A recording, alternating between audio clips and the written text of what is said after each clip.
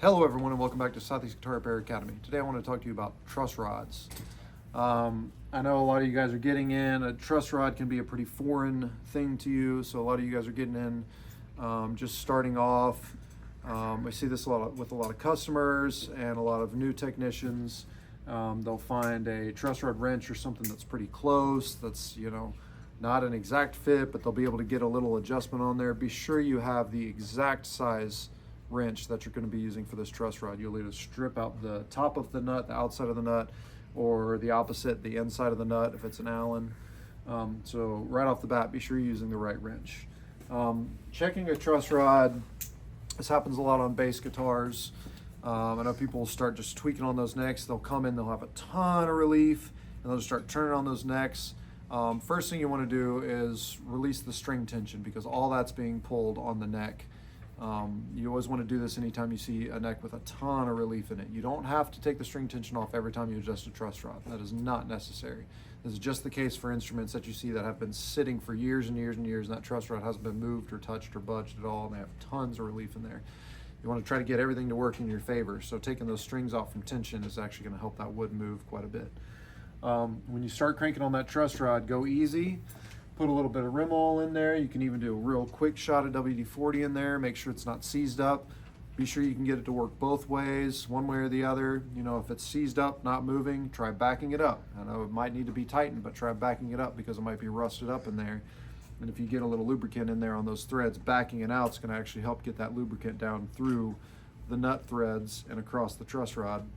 Well, then you'll have access to turn it back and actually start tightening it down a little bit. When you're tightening on a truss rod and you're cranking down on it, let's say, for example, you have your wrench in there, you're turning on it, you get a few turns, feels like it's starting to bottom out. If you get in there and you feel it bottomed out, that's the end of the truss rod. If you still need to get it straighter than that, you need to see if you can remove that truss rod and add a little bit of spacer, or remove the truss rod nut and add a spacer in there to buy you a little bit of room for those threads that are in there.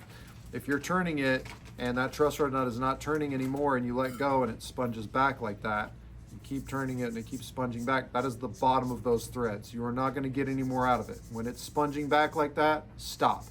Do not get here and then start to force it even more.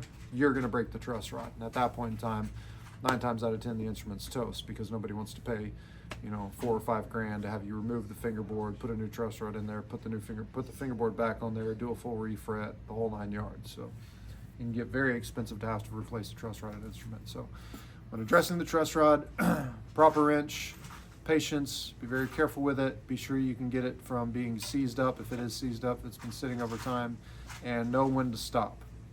If there's still a ton of relief in there, sometimes you can get away with doing a heat treat. Heat treat will definitely help quite a bit. Sometimes you can do a combination of heat treat and a spacer washer, which will help quite a bit, and usually you can get there. I actually have a tailor in here that came in just a couple weeks ago. That was that exact same problem. He's been running 13s and standing around there for a really long time.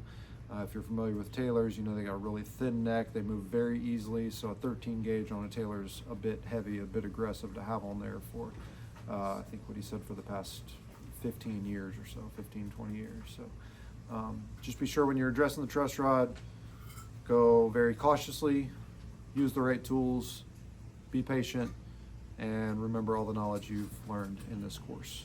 So hope you guys enjoyed it. See you on the next one. Thank you very much.